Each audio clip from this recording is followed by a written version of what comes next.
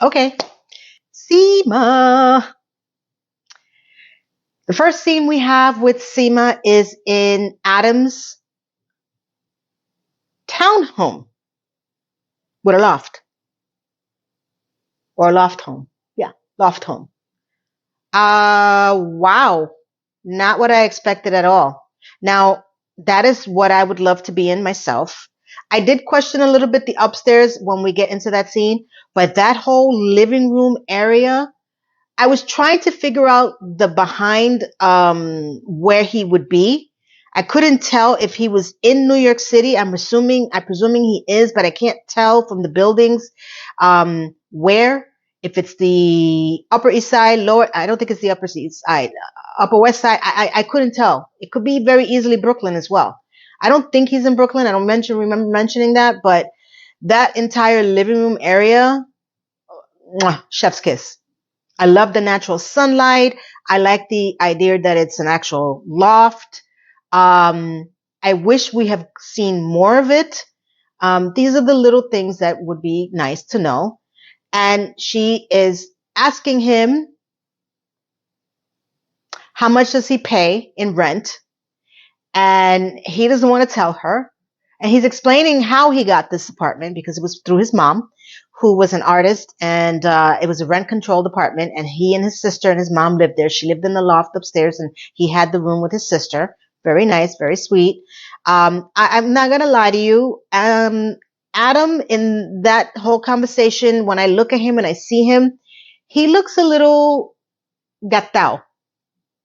Gatao in English is a little wasted, little tired looking, not good. I mean, he's not, yeah, he parece gatao. When we say that, you're like, yeah, something up to that. Can we make that the translation of the video of this one? Gatao, un poquito gatao. So, though he's explaining everything, she's insisting that Seema's insisting how much you pay, and he says, I don't want to tell you. And she goes, tell me, do it fast. And he says $900 a month. Now, let me tell you something. If I was paying $900 for that place, you would have to burn me out of it. I would never move.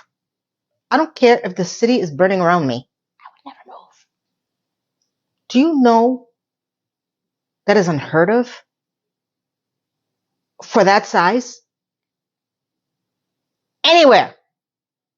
So he got the apartment lottery luck, and she reaction was some curse word, you son of a bitch, or something like that. And he goes on to explain how this is all happening, and that, she's admiring the pottery work, and he says that's from my mom. And then she finds out from him that his mom passed away when he was 20. And she says to him, I wish I would have met your mom. And he takes her hand, takes her to the kitchen, and there's a beautiful plant that is crawling throughout the entire kitchen. And he says, I want you to meet my mom. And she makes a remark, I'm not going to shake her leaf, which was kind of funny, but endearing. And he goes into the conversation that when he was 7, he gave her the plant, and ever since then, it has grown into this wall. And I was impressed. Maybe that's how he got into gardening. And that this is totally his mom, a fighter. She's never gives up, and has grown into this art piece. It's pretty much an art piece if you think about it. So she says, wow. And then the next scene you have is the scene that pissed me off with Carrie and her. They're in the restaurant drinking the martinis, and she tells Carrie that the reason why this may not work out with Adam is because of his mommy issues. And then Carrie goes into her ever wonderful, supportive friendship statement about, I don't see a problem, because she does tell Carrie that she's passed away from cancer, and Carrie goes into her stupid. Do you want me to repeat this? I don't want to go through this again. I made enough in the other video. At the end of the day, she doesn't give any supportive advice. Seema feels that the mother is a saint and that she's everywhere and that it could be intimidating, which is it's not what I got from her when she was listening to Adam. So I was a little shocked when I heard that. I was like, what the hell? Seema, really? So for the little bit I gave her, I took it away because of this scene, because I don't know where she got that from. I didn't get that from Adam. Like a mama's boy. We love who we love. You know? I'm trying to think, what would my son feel that I represent if something happened to me? The best I can tell you is my sarcasm, my humor, and these videos. And the immense amount of love and support that I've gone through because I was a single mom. So the fact that he was able to capture the essence of his mother through a plant, I just didn't realize why Seema would say something like that to the bruja fea, who doesn't have anything nice to say. And then it took maybe 1.5 minutes for Seema to get into this monologue with her, because then the rest of the time, as she tells Carrie, okay, let's get out of here, I want to eat, and Carrie tells her, I can't because I gotta go meet, Duncan the Hobbit. It took 5 minutes more from her trying to get up for Carrie to go into her sequence, because whenever Carrie's in a room and she talks to anybody else, no matter what the subject is, it has to turn out to be about her. Always. So we spent 1.2 minutes speaking about Seema and her insecurity, which turned into a 5.5 minute, maybe 6 minute story about Carrie, because it's Carrie's show and we cannot deter from Carrie's problems. Ever. So we don't really know anything else other than what she told Carrie. The next thing after Carrie bitches about her stupidity and her ding-dongness, Seema says, hey, I'm going to drop you off, because then we see outside that she hired Rocco back. Great. The next scene we have with Seema is she's coming down the stairs from the loft apartment of Adam, and she is going to smoke a cigarette because he's okay with her smoking a cigarette outside on the window. And she opens the window where the plant is. And I don't understand why she couldn't open the adjacent window, because there's dual windows. Unless that one is sealed shut, I couldn't understand why would you smoke in front of a plant on top of that. Isn't that bad? And you would open the window that has the plant when you have a window right there. Hell, go outside. So as she goes to smoke the cigarette, of course, the pot falls out the window. Broke my heart. She races upstairs to tell Adam as he's sleeping. And again, I cannot understand what's happening in this loft, because I swear he looks like they're sleeping on the floor. Doesn't look like a big loft. I was expecting something different. Could be me. I could be crazy. And she tells Adam, wake up, wake up. And he's like, what's going on? I killed your mother. And he's like, is this a nightmare? He goes, no. She says, no, I was smoking a cigarette and the pot fell out. And he goes, holy crap. Took him quite well, because he doesn't know the extent of what she's saying. The next scene you have is she's at her office meeting with her assistant. I'm just going to make a comment. She's not in brown. I like the leather pants. Finally, something different. A little too high-waisted. I go back to, they try to do some things, but they're lacking in editing. They need to edit their work. I feel like I'm like James Gunn? Ooh, Project One Way.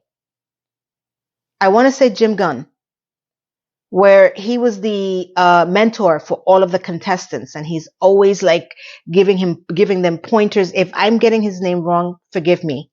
I adore that show. I can rewatch it a lot, by the way. And the one important thing is that you need to have an editor's eye on what it is that you're doing. And I feel that that's what's missing in this show. I do like the pants. So, and the fact that she's not in brown. So she walks in and she has two people working in her office now. Did you see these two people? You see them over there? So we're getting closer to having, a company.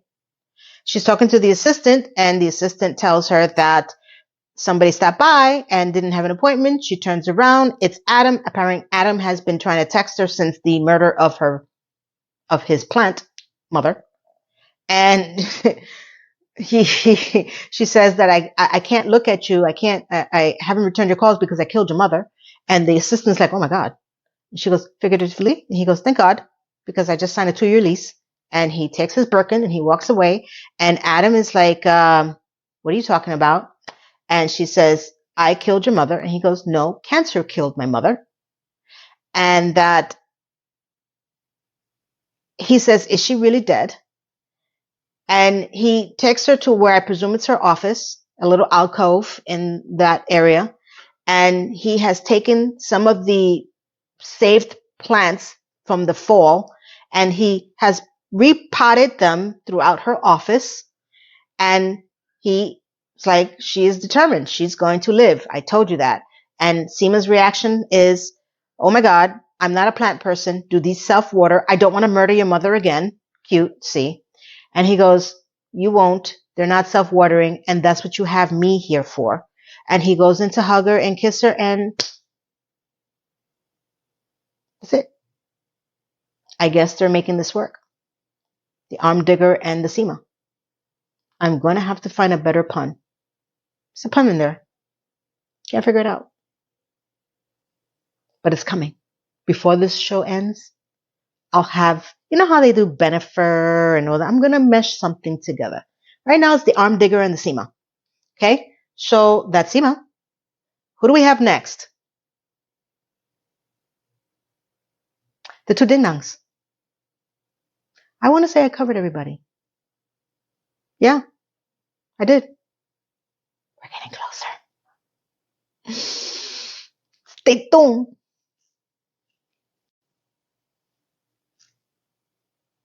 We're going to interchange the ding-dongs number 2 and 3 because normally Miranda is normally ding-dong number 3 and Charlotte's ding-dong number 2. But in this time, we're going to make it where ding-dong number 3 is Charlotte. Yeah, that sounds right. I'm a little tired. Sunday morning, recording. It's 4 a.m.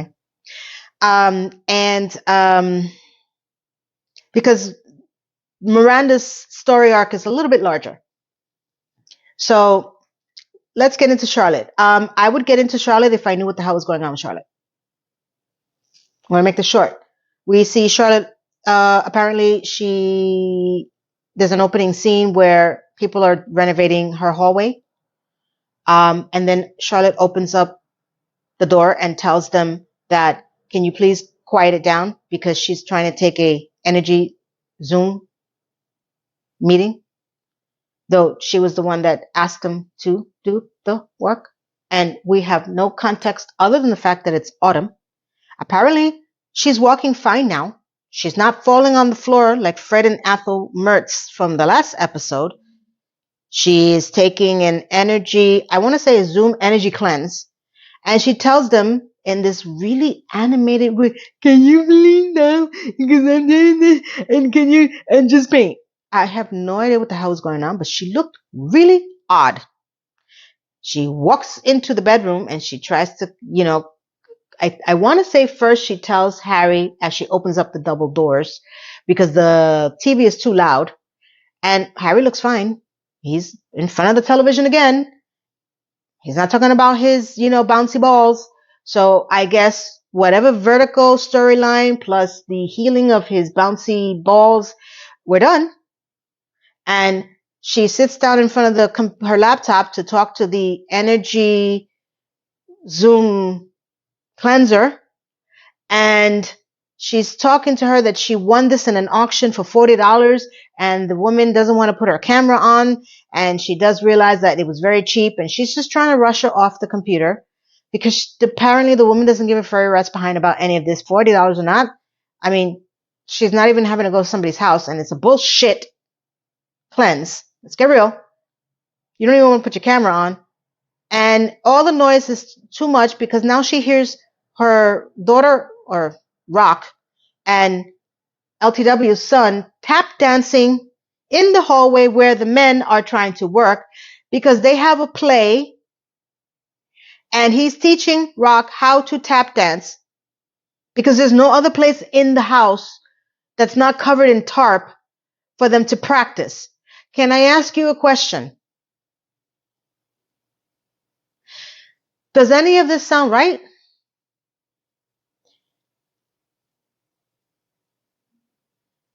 I don't think Charlotte's apartment is on the first floor.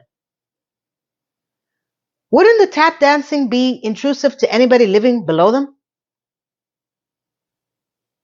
I mean, hell, we can't even put up televisions because people are destroying gas lines. Are you telling me that in no way, shape, or form that they had intended to tap dance in the middle of the day in their Park Avenue apartment and nobody downstairs would have heard that?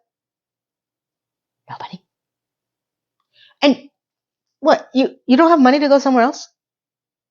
If this is so important, you don't have money. She's renovating. I oh God. C'est la vie to this freaking show. Because the more I think about this, the more I don't want to talk about this because there's nothing happening, nothing going on. She tells him to please stop. She goes back to the laptop. She tells the energy faceless person that she can't do it to reschedule. The woman gets upset because for the amount of money that she pays, she's like, you want me to reschedule? The next thing you have is she's with Carrie in her apartment to have the Zoom energy cleanse rescheduled. And we talked about what happens in this scene because I go back to what I said. Whenever there's a scene with Carrie, no matter what the problem is of the other person, they could be hanging from a rafter with on their nipples. And Carrie would somehow make it about her. And as she thanks her for letting her use the apartment because her apartment's too loud, then the exchange of Carrie and her freaking problems happen. And then we have the fuck Miranda response to Carrie's issue with Duncan from Charlotte. And all of a sudden, she gets back on the Zoom and the woman is like, okay, so you don't have enough time from all this back and forth, so you only have 12 minutes. And what is your problem now? Now you don't like your wallpaper. What's the cleanse for? And then Charlotte, oh boy, Charlotte starts to go into the speech of her husband who just, had cancer and she couldn't express herself. And I find it interesting because she still can't express herself because she does this crying without tears. I don't know if you learned that in acting school. Is it a skill set? I am fascinated by the fact that she somehow manages to make the ugly cry face with 0 tears coming down her face. And this is not the first time I've seen her do that. And I can't believe that this is a product of Botox. But she's doing the ugly cry face. And, I wasn't able to express myself. So I feel like I'm still holding on to that. And I guess that's the problem with the vertigo, too. I told you that it's a residual. She sounded like she was having panic attacks. And I'm not making fun of the story. I'm making fun of her, whatever the fuck. What is happening here? What's happening? Suddenly, the energy cleanse psychic, or whatever the hell she is, guru, turns on the camera, and I go back to, this is the part that was probably the best line in the entire show. Charlotte realizes that she turns on the camera, and the woman says, I turned it on because sometimes I forget that people are human when they go through Zoom, and that I can't imagine what you went through. And she says, we're going to do the meditation. And Charlotte says, oh, but we don't have time to, because she told her that she didn't have any time to do any of that. And she said, I have all the time in the world. And that's what I'm talking about. Empathy, consideration. That's a normal response. When you hear someone in that pain, less the tears,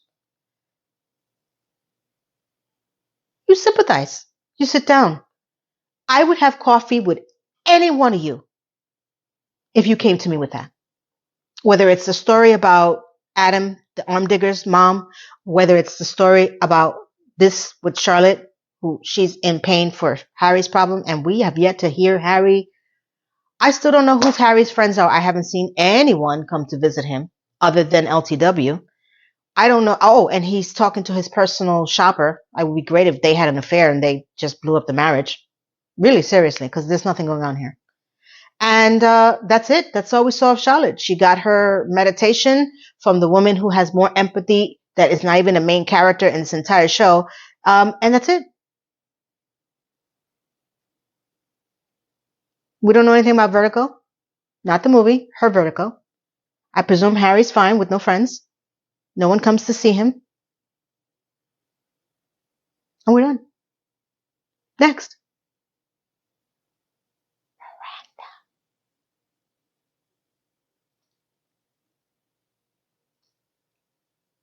Subscribe. Miranda and Steve.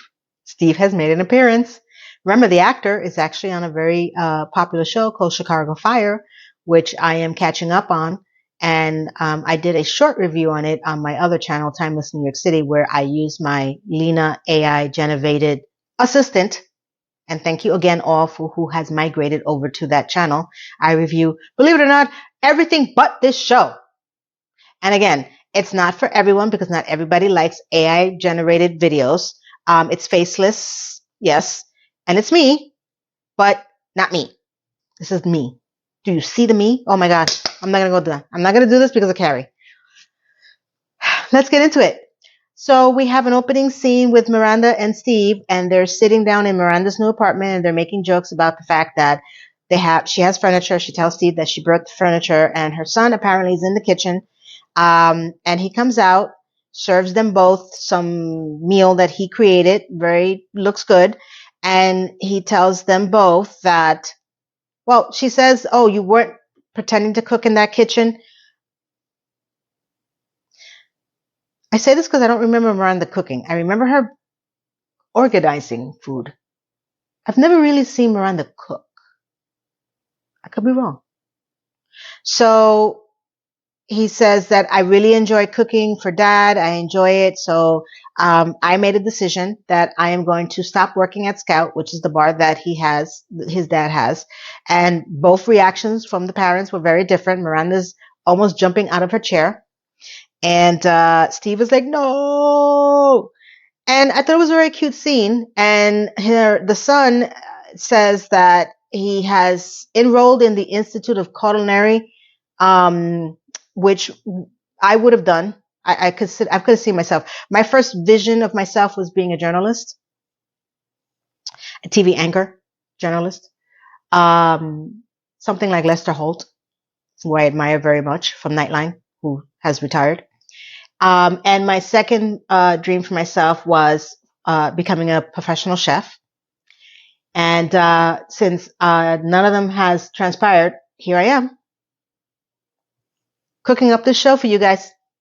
This is the best mashup I can give you from both of my dreams. Being on camera, expressing myself, cooking up the show. Voila!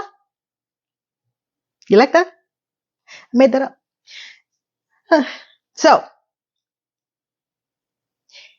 as he tells them both about him joining the cooking school, then he comes back into the room and he sits down. He goes, this is not the real reason why I wanted you both here. I wanted you both here because I got someone pregnant. Just rip off the Band-Aid. Doesn't even give them any warning. And both of them are in shock. And Miranda's like, I didn't know that you were seeing someone. And he goes, I'm not. And I'm going to keep this. Oh boy. So, as the interrogation begins, they want to know, who's this girl? And her name is Mia. What's her last name? He doesn't know. And he slept with her 2 or 3 times. Doesn't remember. And Miranda's like, what do you mean? You don't remember? And he was really what's the word? Wasted. And that you can see Steve. He's about to have a heart attack because I'm having a heart attack because this is like a worst nightmare scenario for me too. And that he kind of sort of bumped into her where she works, and that she was very pregnant when he bumped into her. So the only reason why she told him about the baby is because he bumped into her, and that she doesn't want anything to do with him. That she's going to raise the baby on her own, and that Steve starts to blow up. What are you talking about? What do you mean? Whoa, this got intense. And I'm trying to give it the respect that it deserves. He shrugs his shoulders again, and Steve says, what do you mean she doesn't want anything to do with you? You're having a baby. You messed up your life. You're 20 years old and you don't even have $2 for rubber. I mean, this is going on for like a good 5-8 minutes that he's yelling. Miranda is trying to calm him down, but she knows when to back the truck up. And she let him go off. And he's like, do you understand how messed up this is, that you have a baby out there and that this woman doesn't want anything to do with you? And then the boy has the nerve to say, this is not about you and mom. And he goes, yeah, it's not, because I love you, mom. And I knew her freaking last name. And he got offended, the child. And Steve says, if you shrug your shoulders one more time at me, I'm going to knock you out. Finally, someone in this show is putting their freaking foot down and telling these kids something. It's about fucking time. Where the hell was this in any of this? Charlotte should have been told that to her damn kids. Okay? And let me remind you, though I respected this very much, okay? Brady gets up and he says, Miranda says, where are you going? I am walking out of this. I want to say he pretty much said that his father is being abusive to him. You're lucky that if it was me, I would have thrown my chancleta and I would have knocked you upside your head con un cocotazo. Okay? My sandal hitting your freaking head. That's what that means. Okay? I would have knocked him the hell out. Who the hell are you? Now, I'm taking away some of this only because a few things. Let's begin with the man is 20. Now, he's not 21, but he is 20. Okay? Where was all this when I was shocked and befuddled in season 1 when I had to endure the visual of Brady having sex with the other chick in his room? And this is the first time I had seen Brady since he was a child from the movie, the second movie. And it was in their house of Miranda and Steve while they were listening. And remember, Steve is deaf, so he couldn't hear anything about it. Okay. He was using condoms because Miranda has stated in one of the episodes that she had to step on one of her son's condoms. And that makes him, if I'm correct, 17 years old when this happened. And they were allowing for this girl and Brady to be in the room of their home with sharing a wall to have sex. Is any of this adding up of why Brady would, and he was being wasted because they were smoking, you know, the funny cigarettes, clearly. And nobody from that parenting sequence said anything. They thought it would be better if they had the sex there. I'm going to tell you this. I'm a mother of a child, of a boy. Now, I cannot confirm if my son did bring girls home when I wasn't here because I worked a lot. And I know how kids are. If there's a will, there's a way, right? I just know that my home was never a hotel. So he never brought anybody, F buddy or not, first girlfriend or not, whatever it is, to my house for that in front of me. Now, I can't say that he didn't do it behind my back. He could have, but not like that. That wasn't allowed in my house. We don't raise our kids that way. And my son's a boy. Okay? Now, I would have gotten him condoms 100%. My hair is annoying me. I'm sorry. It's in my eye and I can't stop touching it. I'm sorry. Sure, because, as fearful as we are with girls, we are just as fearful as we are with boys, because I don't want to raise my son believing it's okay not to be a participating father in your child's life. I grew up without my dad, who is the father of my half sister, which I know she hates when I say that, who passed away, and we reconnected. That's how it's connected. My half sister, who she has constantly told me, though she's not here anymore, but I still hear her in my head. She always yelled at me, "I'm not your half anything. I'm your sister. Love you. Don't strike lightning on me." She's from my father's side. Okay. So I don't want, and I will not raise my child to be okay with not having a father figure representation in your child's life. And he doesn't do that. He's 30 years old. I'm 56. He has yet made me a grandmother. It wasn't easy. It's not easy raising a boy as a woman. You know how I got started on YouTube? Or I discovered YouTube for the first time? I wanted to learn how to tie a tie because I didn't know how to tie a tie, and we needed to tie a tie for my son's graduation. And I had no freaking clue what the hell I was doing. So I don't know, I think I Googled it at the time, and then a YouTube video popped up and I was like, what is this YouTube thing? This is how long ago it was.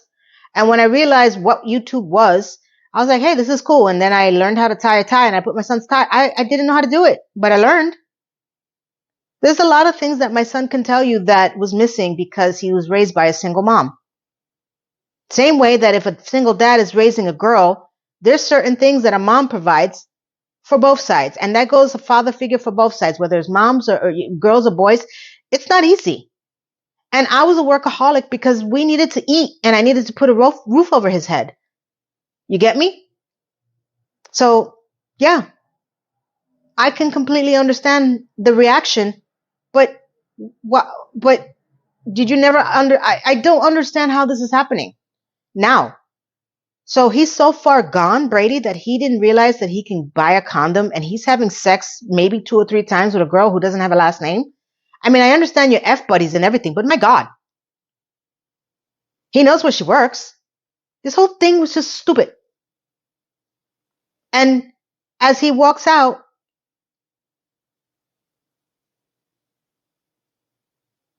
both parents are very upset. Steve is visibly upset, and that's it. That's all we see of Steve. He's like, damn it. He's saying curse words.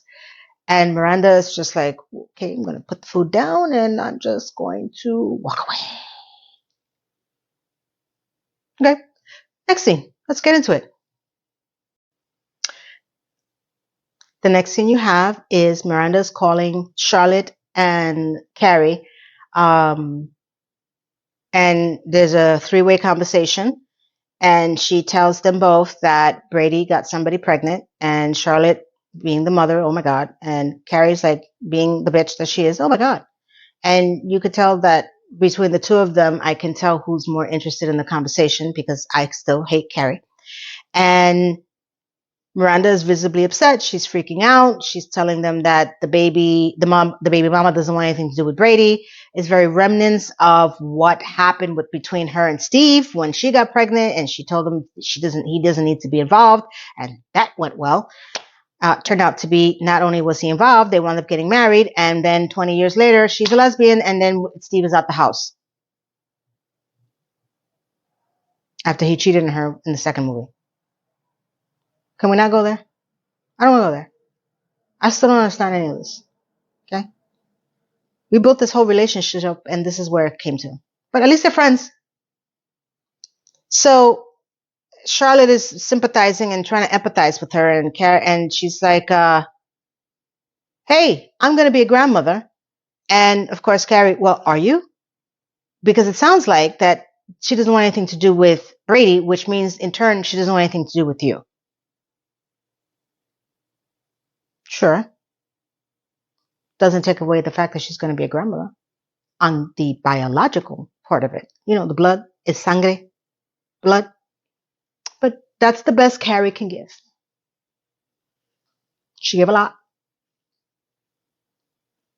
It was a lot for her. Because somehow in this whole scenario, she did not make it about her.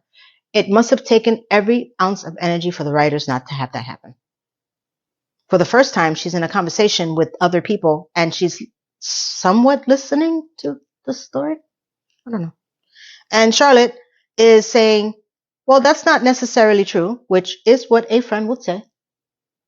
Which is why I can't believe she said fuck Miranda in the other storyline. And something about, it's a very gray area, which is a pet peeve of Miranda because she always had a gray area. Next scene. Because that was it. Between the three ding-dongs. Together, together, together. Sorry. So, dear God. The next scene we have is with Miranda and Charlotte walking. I guess she found out where this pregnant woman is. Her name is Mia. And they're walking to the beauty salon because she's supposed to be working at a beauty salon. And we have the, I guess, bonding experience because at least, again, Carrie's not involved, so it wouldn't have been about Carrie. So Miranda's able to express herself that she's tracking this woman down because she wants to get to understand her and know her because she's going to be a grandmother. And she tells Charlotte that she's not going to tell Mia who she is. So, shh, great. They walk into the salon. She asks for Mia. She finds out from the woman at the counter there is no Mia working there. Mia comes out very pregnant, and she was the woman at the desk is very confused because she is not a stylist. She's a shampoo girl, and Miranda didn't know this when she had requested her services. So she tries to, pretend, oh yeah, great. The next thing you have is her in the back shampooing Miranda's hair, and the woman is farting, which is a throwback to when Miranda was pregnant and she was farting. That's the only way I can take it, because I've been around a lot of pregnant women, and I was pregnant, and I'm not saying this doesn't happen, but not like that. And it's possible. I mean, if it's happened to you, let me know. But that, thankfully, knock on wood, that never happened to me. And again, not to any of my friends. But I found it very interesting that they had decided to include this because that's what happened to Miranda when she was pregnant 20 years ago with Brady. Remember when she was in the shoe store with Carrie, who is the woman who literally lives in the shoes, and she was farting in the shoe store? They've run out of things to do. So Miranda is interrogating, and I literally mean she's interrogating this poor shampoo girl. And I don't want to say poor shampoo girl because she just something that's so egregious. And she's like, so I'm sorry that I'm farting because you could tell I'm pregnant, and this whole gas thing I'm trying to get control of. And Miranda starts to go in and say, oh yeah, you're pregnant, and tell me about yourself, and what about the dad? And not even what about the dad. She says, yes, I was not going to keep the baby. I was going to not have the baby. I don't want to say the word on YouTube. It's just not nice. But she decided to keep it because she realized it was going to be a double Libra. I don't know what that means. Anybody into astrology can explain that part? That watched this? What does that mean? How does she know the baby's going to have a double Libra? I wasn't sure. Was it a year and a day thing? I think that maybe that's, I don't know. I don't know. So Miranda has the opening to start interrogating her about the father. Is he into astrology? And it just goes downhill from here because at the end of this conversation, she tells her, well, how do you know that that's the father? Don't you think you should need a DNA test? And I would have a red flag if somebody was asking me that question. And she stops the water and she goes, why are you asking me this? And because I'm the F Buddy's mom. And then this woman sprays Miranda down with water egregiously. Miranda jumps up and screams at her saying, you just tried to waterboard me. And, cause Mia is saying, doing what you're doing, pretending to be someone you're not and coming up and checking out me was not cool. And then Miranda's like, well, what about you? You just try to waterboard me. And, she ends up saying, listen, I just want to get to know you since we're going to have this child and I want to be a part of this child's life. Not child, he or she's life, boy or girl. And Mia says, oh, boy or girl? You're so binary. Okay. Oh. And then she walks out and she farts her way out of the room while Miranda's soaking wet and got absolutely nowhere with this girl. Mia and her farts. Well, the part with Steve was good. I do empathize that she's trying to get to know the mother of the grandchild that she will be having. They could have done away with the farts, but fart jokes seems to be how this whole show is about, because we have, 12-year-olds writing the script. I know. The last thing you have with Miranda is that apparently Brady had to move in because he left his dad because his dad was yelling at him. So now he's living with Miranda. And she's coming out of her kitchen and she walks into the bedroom, the second bedroom, and she sees Brady with his cooking book and he's asleep with his arm over his head, which is again remnants of how he would sleep with Steve in the movie 2. Yeah, Sex and the City 2, that they had the same sleeping style. And she looks at him as a mother would, and then she turns off the light. In that moment, I thought about my kid. My son. Yeah, I would do the same thing. If I were to see him, sleeping, I would be like, yeah, that's my boy. Because that's my baby. No matter what age, that's my baby. I can't help it. I love him to death. Son, if you're watching, which sometimes he does. My son's not into YouTube. It's funny. But if you're watching, or if you ever watch this, whenever something happens to me, I love you, baby boy. You have been my soul. You're my heart. Oh, I'm starting to cry. So that moved me as a mom. Storyline is a little weird. This whole show is weird. I'm trying to get back into not having tears. So that's the last we see of Miranda, and that's it. I guess we're going to find out at some point. I think I saw the previews of next season. Freudian slip again. C'est la vie. The next episode, again, is going to be for the Thanksgiving episode. So we went from fall to Thanksgiving. I'm guessing they're going to end it with Christmas and New Year's with a bang. Literally. Okay. So tell me how you felt about the Miranda Chronicles. It was a little slightly interesting. It was a little bit more exciting. It was great to have Steve in there. It was great to have that whole male energy come in, and, a little late on the parenting side, a little confusing, but, I appreciated the fact that he gave him a piece of his mind.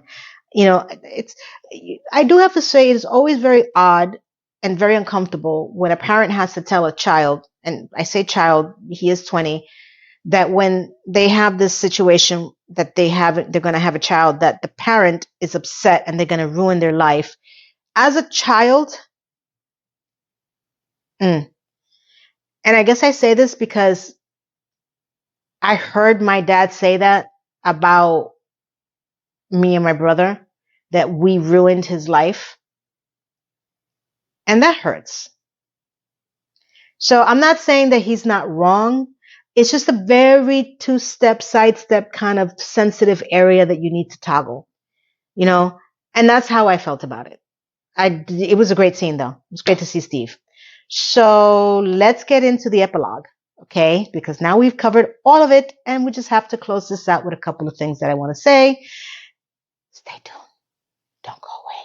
Hey, subscribe. Yes, I'm crying. I'm going to stop it. I'm going to clean myself up and come back. Okay, epilogue. No, it's epilogue, yeah. That's how it ends, right? So let's go into theories of how this show is going to end so suddenly, though Michael Patrick King is stating that he had planned this out. He just didn't want to tell the fans. And I go back to, what fans? So let's play a game to see how this is going to end. I want to believe that Seema and Adam the Arm Digger are going to end up being together, and they're going to switch between her studio, no kitchen apartment, and his apartment, and they are going to live somewhat happily ever after, planting plants and becoming, a couple, and being completely engulfed and surrounded by the mom's plant all over the apartment. She'll find happiness. She'll learn to love rock deodorant. She'll learn how to do pottery. She will learn how to water plants. And she might have more than 5 people in her very small Patel Group real estate job. That's Seema. Let me know your thoughts. Because I don't see them breaking up. Anything can happen. But yeah, I think this is the one for her. So, let's see. Anthony and Bread Boy are going to move in together for sure. And the mother is going to cut him off. And Anthony does have money because somehow Stanford left him all his things, belongings, cash. And Bread Boy is going to be sustained again. And until, Anthony, admits his real age, and they will live happily ever after until he has to nurse him, and then he'll turn out to be like his mother and nurse Anthony. But it will be very funny because Anthony will probably never lose his sense of humor. And when I say this projection, this is what I would like to see in the future. If this was really written to be the end, you know how they close it out and then they give you 10, 20 years into the future? This is how I would like to have it end, just to wrap it up. Not just say, okay, bye, and then everybody's still the same age and then nothing happens, which is what I suspect is going to happen. That's Seema. That's Anthony. Who do we have? LTW. LTW, I would like to see that she has finished her book and it is somewhere on a shelf that she's never published, and that she has finally decided to become a fashion editor and really put her foot down on some of the clothes that they have put her through. That's just my version. And her kids will be grown, and she would have Herbert around, and she has learned to, I don't know. And I say this with all my heart. I don't know what I want for LTW and Herbert because they were so boring. I just see them as Charlotte and Harry in the next 10, 20 years, where they're like old and rickety, or acting old and rickety, and their pieces are falling apart. I don't really see a future that I want to care about with them. I'm sorry, I don't. There's no reference to the actors. It's just they had no real role in this series at all. So I don't care. I literally see them 20 years from now acting as if they were what Charlotte and Harry are now. Sorry. Next. Charlotte and Harry. They will get older. I think that she will become a guru of psychic or whatever, that energy cleanse. I could see her navigating doing that. And she will be giving out Zoom meetings in replacement of this woman, because believe it or not, Charlotte has empathy. I can totally see her doing that in the next couple of years, learning how to do that after she gets this, thing done, because she connected with this woman, but she would do it in a much better way. And I see her growing that. And I see Harry owning a baseball company or team eventually when he retires, and he will just be sitting out in the ball games watching his team play while their kids I could not care less. Sorry, I don't. Not for Lily, not for Rock. They can go and do whatever the hell they want. I don't want to care. I don't. Sorry. That would be the best ending for Harry and Charlotte. He owns a baseball team. He finally gets to be completely enveloped in that, and he goes and he watches his team. And Charlotte, her empathy, growing, energy, cleanse, job. Next. Who we got? I'm missing somebody. We have Anthony. We had Seema. We had Charlotte. We had Miranda. Miranda, I would love to see that she is a grandmother and she bonds with the children, her son and the grandmother, the child. Regardless if it works out between Mia and Brady, I would like to have that at least as a foresee, like they finally got to meet and Steve is involved. I would like to see Steve in a very healthy relationship again. And they're all together at the dinner table, whether it's Thanksgiving or whatever, and Brady and Mia and the baby, that generation coming up and, BBC girl, I guess, and Miranda and, Steve and his, girlfriend or wife that treats him well and is there for him. And close it out with they all bonded together. They all, made it through and, everything's okay. That's the best scenario I can think. I mean, Miranda, I still can't remember what she does for a job. Steve is successful with Scout and the Coney Island with Aiden. Okay. And they grow old and they live a very next generational life. That's what I would like to see happen. I swear I feel like I'm missing somebody. I did LTW, right? Yeah, because I don't care. Yeah. Okay. So the next one is Carrie. Oh boy. Oh boy. If you see my neck is red, I have hives. I broke out in a rash. That's why I can't put anything like everything is irritating the crap out of me. What I want to see for Carrie. I want her to learn a hard lesson. A real life hard. I mean, hell, you know what? She did. She lost big. So there goes that. So that's not going to work. I don't know.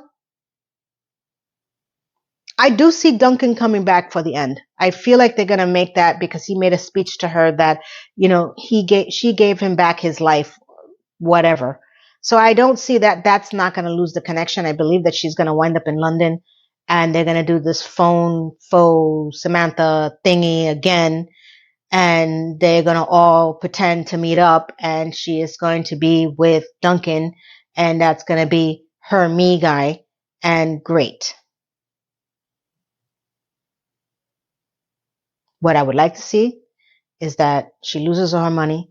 She has to start from the ground up and she needs to figure out empathy and sympathy and actually talk to people and listen to them instead of talking to people about her.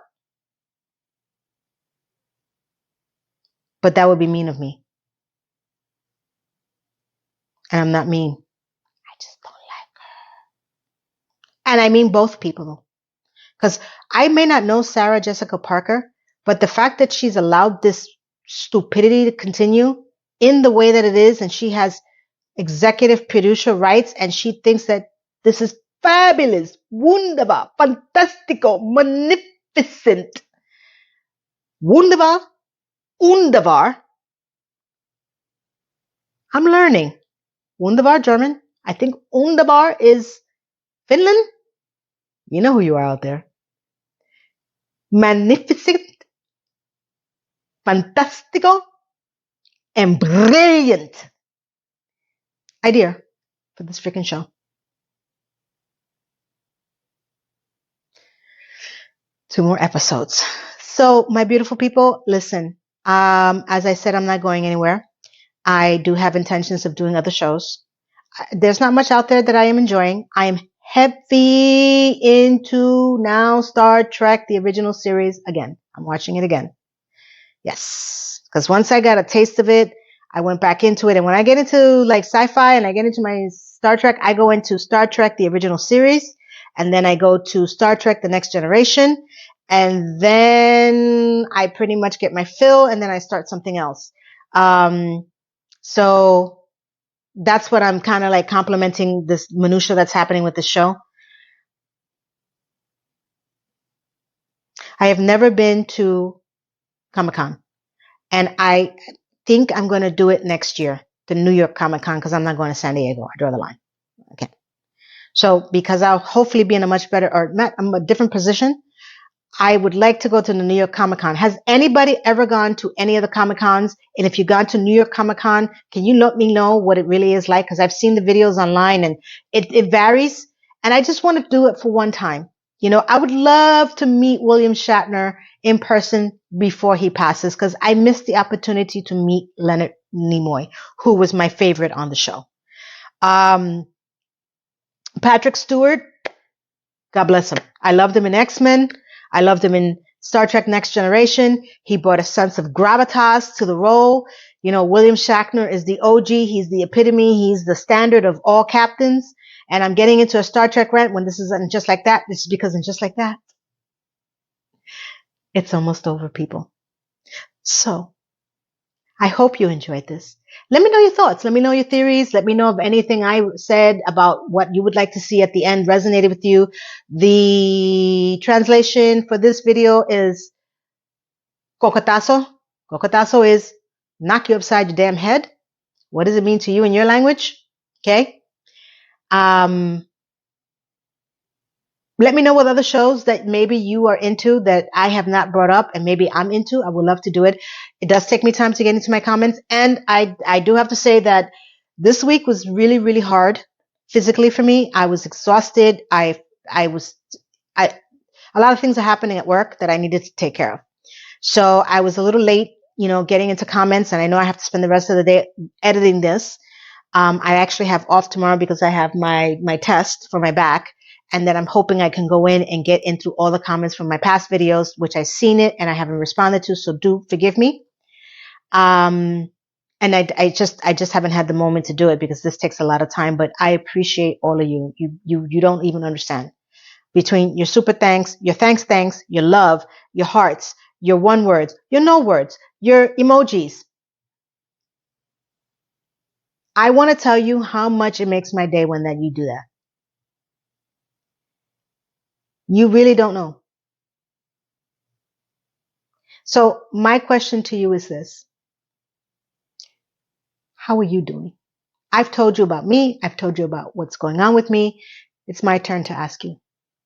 How are you doing? What happened to you this week? Whether good or bad. Let us know. And community, when you see something or you see someone in pain or you see a comment that resonates with you, show them love. Show them love. Connect. We have to connect, people. This all cannot be me just talking to a camera. Because you know I can't see you, right? You know that I'm talking into a camera. And the only way I know that you are with me is through your comments. And that's why they're so important to me. Because I know you watch until the end. I know you feel something. And I've made you feel something. And that means more to me than anything else. So, tell me how you doing. How you doing? Okay? What was your week like? And have a beautiful, beautiful, blessed day. Bye. Mwah.